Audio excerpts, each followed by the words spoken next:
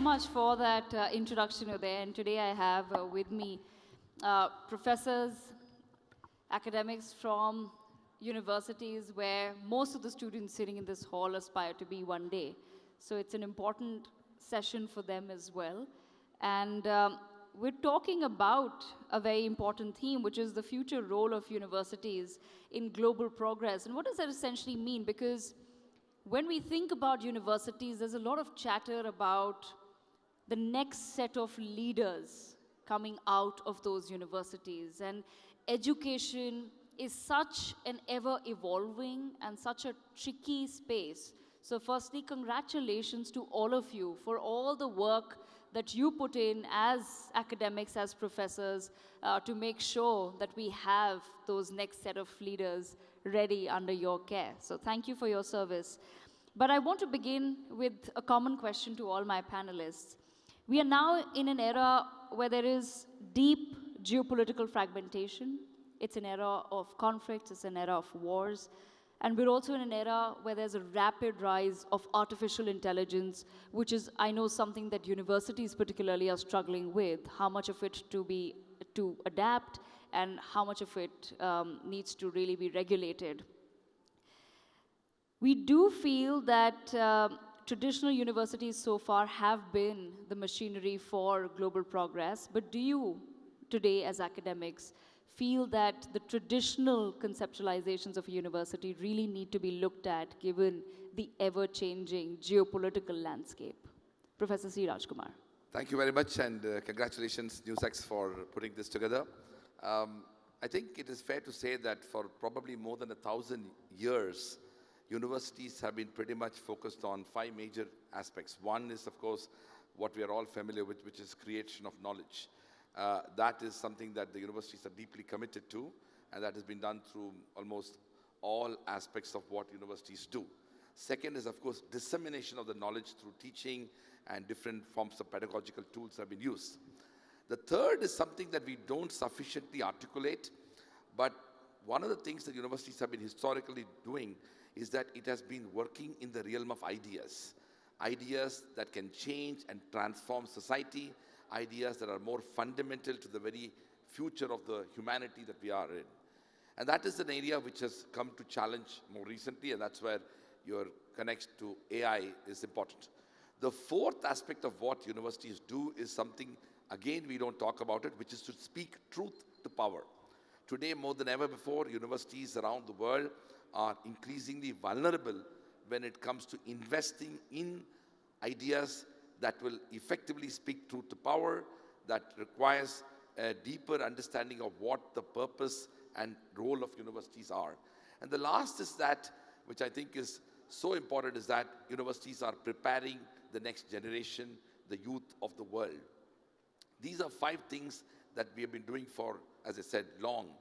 All of them are under attack, are under challenge for both at a geopolitical level, at a national and international level, when governments around the world may not fully understand and appreciate what universities do, and the role of technology, artificial intelligence, robotics, and machine learning, all of which are increasingly challenging what universities are doing and are supposed to do. So to conclude, what I want to say is that this is an introspection moment for universities. If we don't recognize this unique set of challenges we are facing, universities run the risk of extinction, let alone becoming irrelevant. And that is the most important existential challenge that universities are facing today. Wow, and that's a very strong opening opinion there.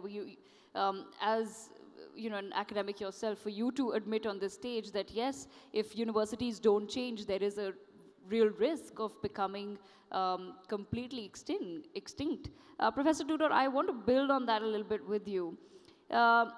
Your work, of course, examines how inclusive institutions are built, but I want to understand from your perspective, how can universities today move beyond teaching governance as a theory and actually becoming perhaps laboratories for building the democratic resilience that is required in today's world? And how do we instill those very genuine values that we require in the next generation of leaders? Yes, people out there are able to read the books and they're able to memorize what some of the great philosophers have said, but how do we make it more about applying it to the real world? It's a great question, and I want to start in a roundabout way by asking all of you to think about what the world would be like if we hadn't had universities for the past 30 years, right? So pretty recent. We wouldn't have a COVID vaccine. We wouldn't have the mRNA technology. We wouldn't have Google, which was invented as a PhD thesis. We wouldn't have the World Wide Web, right? So it's I think the subtext of the panel here is that universities are thought of as sort of elephants that aren't adapting to the modern environment. But it's important to point out here, in a time when we're thinking how much universities has changed, that all of those were inventions and research which emerged in a university context, not because the universities were skill building, not because they were solving a problem, but they were addressing the problems of the future and creating enormous opportunities for growth and innovation. So I want to pick up on something here that Professor Kumar has said, which is, there is absolutely the important part of your question. Democratic resilience comes from speaking truth to power. And we often don't know what the truth is in a particular environment. If you again think about the COVID pandemic, we didn't actually know, were masks effective? We didn't know how to address many of the issues and we might know what kind of skills we think we need today, but we don't actually know what the key problems of tomorrow will be for many of the most important issues.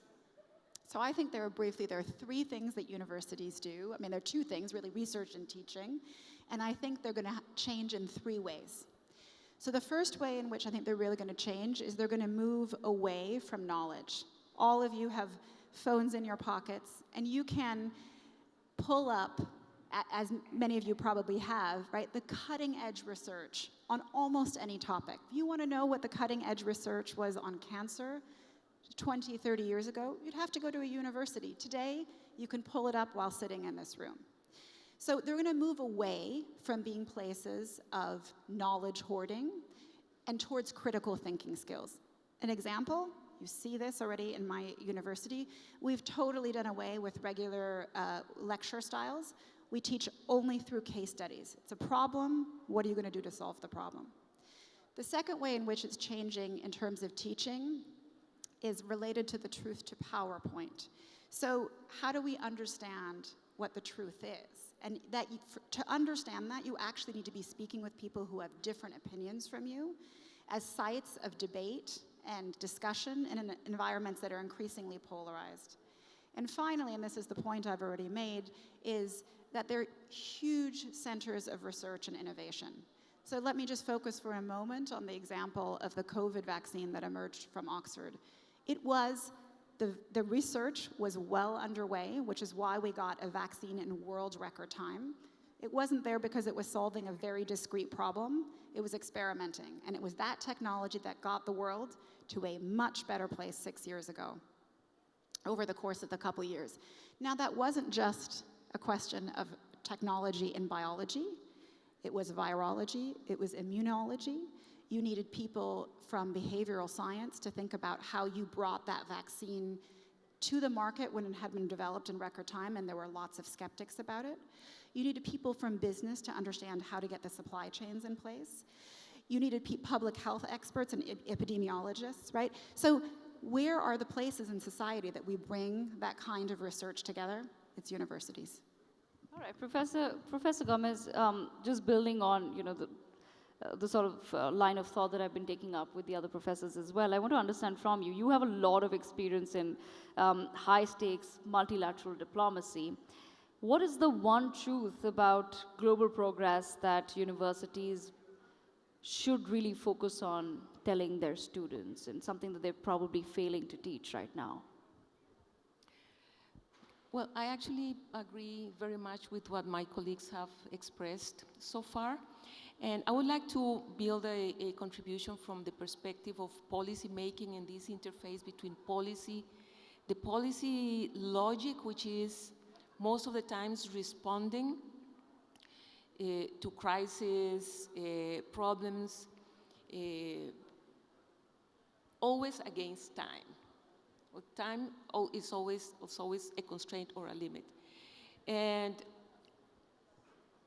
being in global policy making and in the midst of the discussion of global problem solving, one of the aspects that I think I was left with as a lingering question is how to better integrate the knowledge management and generation of universities with the policy making needs. So to have a better policy academia interface and to learn not only that in the policy side we read the books or the papers, but to learn how to think with each other. To sit at the same table, to think, to problem solve, to undertake critical thinking, I think is fundamental for the future. An aspect that is also fundamental, that is a lesson that I have learned, is how to move from specialized knowledge to systems thinking. That is one of the most, I think, relevant lessons learned. We need to promote systemic leadership that can actually help us promote change across different subsystems. We need to understand how problems are interconnected and different variables are interconnected. In that sense, universities, I think this is a very interesting experience and experiment. How can we train doctors that understand geopolitics or political scientists that understand systems? That is a fundamental aspect that is at the basis of this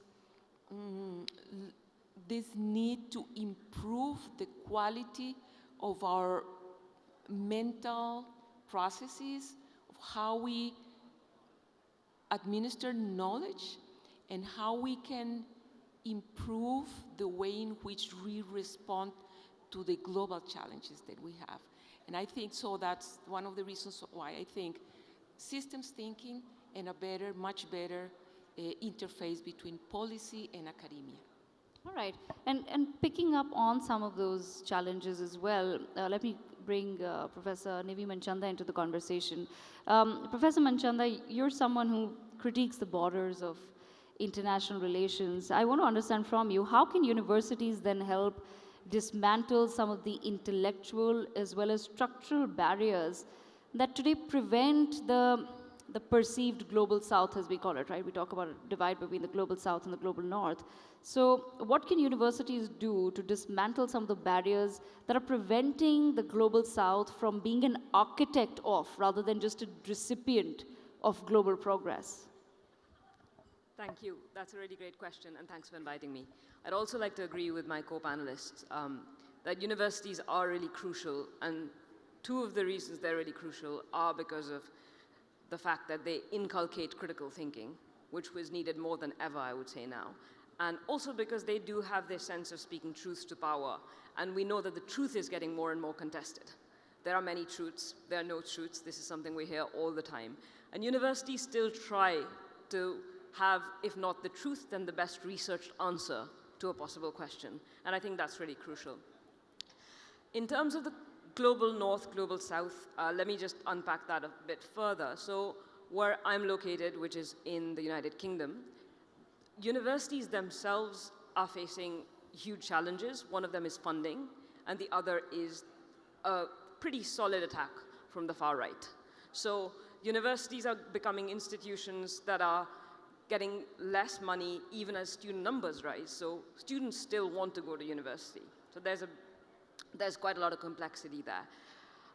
And in my university, in the University of London, there have been really good attempts at fighting the far right, but also at momentum gathering sort of exercises that challenge hierarchies between the global south and the global north. So there's been a great initiative called Decolonize the University, which Oxford has also been quite key in. And they are doing a lot of good work at looking at how not only colonization, but post-colonialism, or what we might call decolonization, continues to structure hierarchies between the global north and the global south. But I think sometimes the global north and the global south also become reified, become kind of static categories. There is no one global south.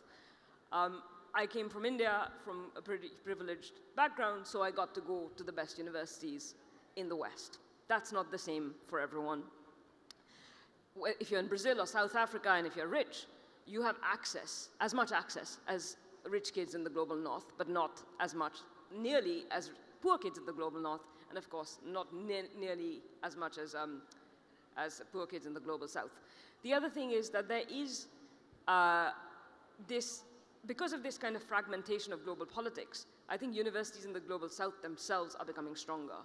And that's a really good thing. So the idea that they shouldn't just be recipients has changed, right? They don't need to be recipients. They can make that progress themselves. And they might be the ones diffusing and disseminating that progress. The final thing I want to say is that the attack on universities looks very different where you are based. So for instance, in Gaza, there's no universities left. In Lebanon, 2 university professors were killed yesterday.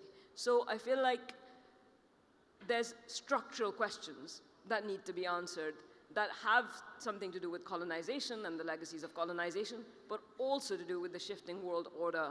And I think universities, once again, are very well placed to unpack those questions and to parse those distinctions. That's Thank actually you. an excellent point for me to start my, ask my next question. You're talking about the ability of universities to deal with, of course, the current geopolitical climate. Professor Orsi, then on that note, I want to understand from you. We're living in a world where there is more and more polarization, and at the same time, we're also talking about the rise of a national consciousness. And that's not just true to certain countries. It's, I think, all over the world, more and more countries are becoming more aware of a concept of us versus the other, that the other is coming in and they're taking the jobs, et cetera, and of course, so I just want to understand from you some of the concepts that we have, for example, grown up with. I would say that those are concepts that have been adopted from Western perspectives. It could be concepts of democracy, of liberalism. All of those are very Western concepts, and we have in Asia, in the eastern part of the world, our own concepts. For example, India has been guided by Vedic philosophies for a very long time, but we don't necessarily teach those in our universities. We still focus on, for example, talking about democracy rather than talking about the Vedic principles of the rights for everyone. So I just want to understand from you, what is the role that universities then should be playing in ensuring that in the current geopolitical climate where there is a rise of nationalism, is that an opportunity to perhaps start imparting knowledge based on our own value systems? Because those value systems led us to where we are today. And do we now need to go back and reflect upon those and teach our students and people who are working in our country those values? And are they better suited to guide us into a more coherent future?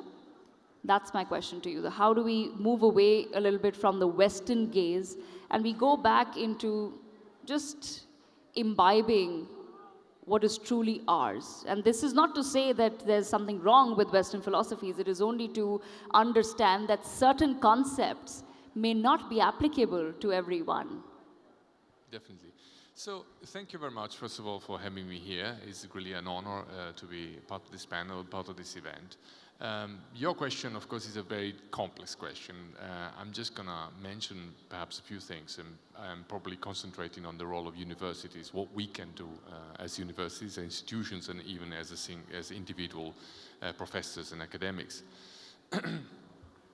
Yes, in many respects, the world that we live in, I always tell my students, look, the world we live in is extremely complex. Not only that, but has never been tried before. We never had so many people. We never had so much interconnectedness and so much interdependence. This world is pretty much experimental, and also doesn't come from particularly just and fair foundations. So the globalized world and the spread of certain kinds of universalism, which also contains things that are normally considered good, like democracy and liberalism, comes from expansion of the West, which was not exactly just diffusion of ideas. This was also project domination, oppression, colonialism, and so on. So then the question becomes, what can be done about perhaps saving, so rescuing a dimension of universalism, while at the same time recovering more regional perspectives, whereby different cultures had their own set of values. I personally am not so enthusiastic about the concept of value, but let's simplify the discourse by saying, of course, several cultures have their own discourses about themselves, about politics in general, and it makes a lot of sense that such communities go back to their past and recover parts of that. But at the same time, we also wish to maintain a universal dimension. I don't think that is very contradictory in reality, because every culture fundamentally produces concepts, structures to solve problems. So if you see that from a functionalist perspective, we as human beings are always social beings, necessarily. We live in societies, great variety of societies, but fundamentally we also have to solve a set of common problems, okay? And so already anthropologists in the last century have noticed that many structures actually converge in that. So many, let's say, myths, you can find the same myths, more or less with the same structures in many, many different cultures, because we, as human beings, we have to deal with several similar problems. So let's say how to deal with your parents, how to deal with figures of authority, how to deal with men, how to deal with women, right? So in a way, we can converge, we do converge as cultures as a core in our forms of looking for solutions of common problems. Then what we can do as universities in navigating this complex compromise between fragmentation and universalism, well, first of all, I think we need to continue to believe in the force of dialogue. So continue to have channels opened and conversation, and especially having good faith conversation, which is not easy, is a difficult exercise, but I strongly believe we should try to do that more often. So we are the people who can talk to the counterparts, or we should be able to talk to counterparts, no matter what, because yes, we are also citizens of certain countries, but we should also be loyal to higher principles of learning and of love for knowledge. So that's something that should unify us also beyond differences.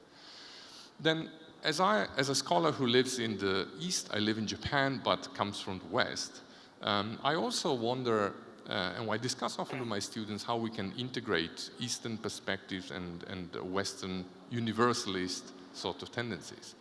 And it's a very difficult discussion. Also because, again, going back to reification, there is not really a coherent East, right? So let's say a traditional Indian culture is quite analytical, a little bit like the Greek culture, but the traditional Chinese culture is very synthetic, is based on a different way of communicating ideas, and the Japanese culture even more so, perhaps, in certain respects. So we simply need to find, as I said before, what is fundamentally the function that is beyond certain solution, and we can continue to converge on these aspects. I make a very brief example. Our concept of justice in the West is very much based on the idea of equality. We are fundamentally all equal, right? Yes. That's our starting point. But for Confucius, the idea that we treat people equally would be absurd, and not just at all, because people are different. And so you treat people differently, which is also kind of makes sense in a different perspective. So, and then I tell my students, look, yes, in the West we believe in equality, but then we have special rules, special laws for special categories of people. You are more responsible for certain things if you are in charge of certain responsibilities. And also in Confucianism, eventually they have to take care of some kind of evenness of judgment. So I think that's the key. So try to find out the convergence between different arrangements in specific cultures. Thank you. Yes, and the perfect balance is, of course, what all of us strive for. I'm going to I just have a couple of minutes left. I just want one last quick rapid fire with everyone. Professor C. Rajkumar, just starting with you, same question to everyone. If there's one thing that you could change about the relationship between academia and global policymakers for a more stable 2047, what would that be? So I think it's fair to say that we need to move towards developing, universal values. I don't think we can escape from that. I personally believe that the difference between the so-called Western values and Eastern values are overstated. I think it is fair to say that there are fault lines everywhere. While, for example, historically West could have believed in principles of equality, we know that it took a civil war in the United States and much later for the blacks to have meaningful rights. We have even European countries, including Switzerland, did not give the right to vote for women till the 1960s and early 70s, when a country like India, just at the dawn of independence in 1947, our constitution provided for a universal adult franchise, including the right to vote for women.